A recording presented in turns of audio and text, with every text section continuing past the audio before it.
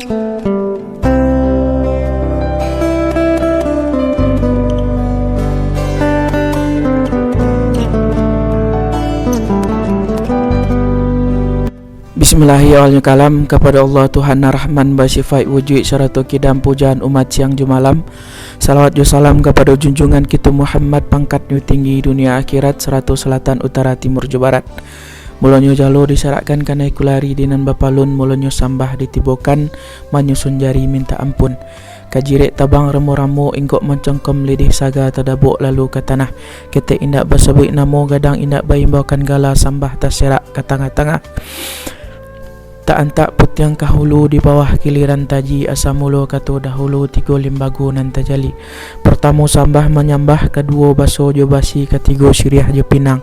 Sambah menyambah dalam adai tali batali undang-undang nan tersabut ni mulik manih nan terpakai di baso bayak.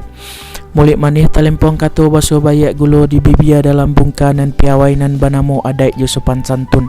Nyato limbagu nan tajali isinya adai jo pusaku nan basamo kita memakaikan. Lurih kaunan dari Pasar Baru di sinan hati takabek minta ampun kami dahulu jawailah salam dinan rapek. Assalamualaikum warahmatullahi wabarakatuh. Dusanak surah pendang project dimanapun berada, alhamdulillah kita kembali berjumpa di channel kebanggaan kita bersama ini di Sulah Bendang Project. Pada kesempatan sebelumnya kita sudah membahas habis tentang tambo alam Minangkabau. Dan pada kesempatan kali ini kita akan melanjutkan pembahasan tentang adat Minangkabau ataupun tentang budaya alam Minangkabau, yang mana pada kali ini pembahasan tidak akan kalah menarik dari pembahasan kita sebelumnya. Nusanak Sulah Bendang Project kita mengetahui bahwasanya alam Minangkabau ini mempunyai falsafahnya sendiri, mempunyai gaya ataupun keistimewaannya dari budaya alam Minangkabau itu sendiri. Mungkin tak banyak dari kita memahami apa itu falsafah alam Minangkabau, dan pada kesempatan kali ini kita akan membahasnya di Balai Nan Randa.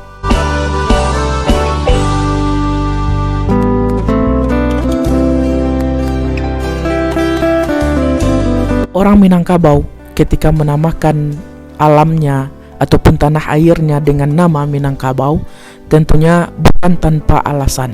Tentu saja banyak makna di balik itu semua. Bukan hanya sebagai tempat lahir dan mati, tempat hidup dan berkembang, melainkan juga tentunya mempunyai makna filosofis. Seperti yang diungkapkan dalam mamangnya yang berbunyi, alam takambang jadi guru.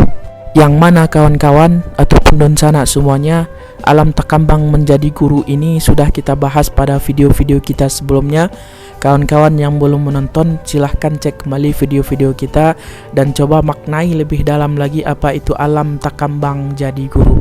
Oleh karena itu, dunsana, ajaran dan pandangan hidup orang Minangkabau itu disematkan dalam pepatah, petitih, pituah, mamangan, serta yang lain-lainnya, mengambil ungkapan dari bentuk, sifat, dan kehidupan dari alam itu sendiri. Alam dan segenap unsurnya orang Minangkabau itu melihat terdiri dari 4 kawan-kawan, atau nan ampe dalam bahasa Minangkabaunya. Seperti halnya dengan ada matahari, bulan, bumi, dan bintang.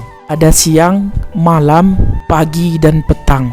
Ada timur, barat, utara, dan selatan.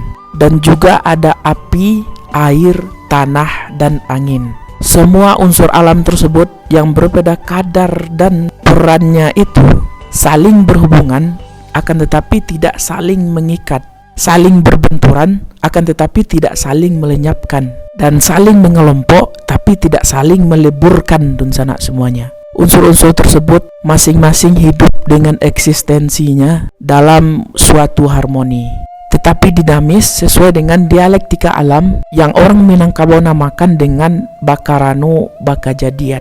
Ada sebab dan ada akibatnya dan sana semuanya. Ada aksi dan ada reaksinya. Bila alam dengan segala kiasannya tersebut dikiaskan kepada kehidupan manusia, sebagaimana mereka orang Minangkabau mengiaskan alam itu sendiri sebagai tanah airnya, maka pemahaman unsur dari alam Minangkabau bermakna sebagai lembaga ataupun individu dalam masyarakat orang Minangkabau. Masing-masing berhak mempertahankan eksistensinya dalam perjalanan hidupnya. Sebaliknya, setiap lembaga mempunyai kewajiban untuk memelihara eksistensi lembaga ataupun individunya masing-masing. Di samping setiap individu pun mempunyai kewajiban untuk memelihara eksistensi dari lembaganya pula.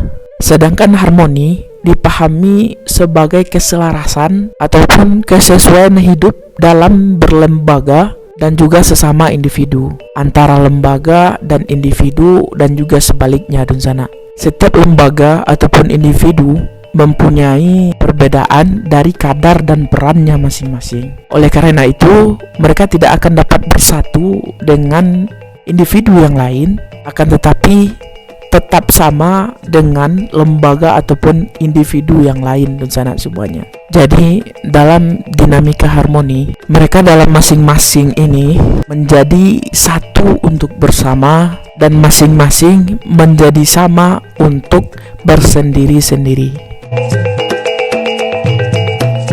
Begitulah paling tidak falsafah alam Minangkabau ini menerangkan bagaimana orang Minangkabau terdahulu itu menamakan alam Minangkabau ini dari mana dan bagaimana antara lembaga ataupun individunya per orang Minangkabau tersebut dan sana semuanya. Jadi sudah kita jelaskan tadi, bukan tanpa penyebab, bahkan pun mempunyai makna filosofisnya sendiri kenapa orang Minangkabau menamakan budaya alam Minangkabau ataupun tanah airnya dengan nama Minangkabau sesuai dengan perkataan dari Mamang tadi, Bakarano Bakajadian.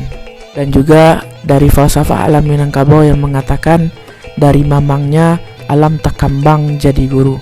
Jadi semuanya ada peran dari alam itu sendiri yang membentuk alam Minangkabau tersebut.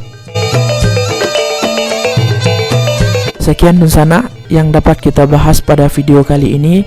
Pada video kesempatan berikutnya kita akan membahas antara individu, antara manusia dan individu, bagaimana pula ceritanya di alam Minangkabau. Ibarat bidok kacik dan alun sudah pakakeh dan alun langkok bana jikok balaya menepi-nepi kok ke tengah takui de gelombang kok ke tepi takui de buayo.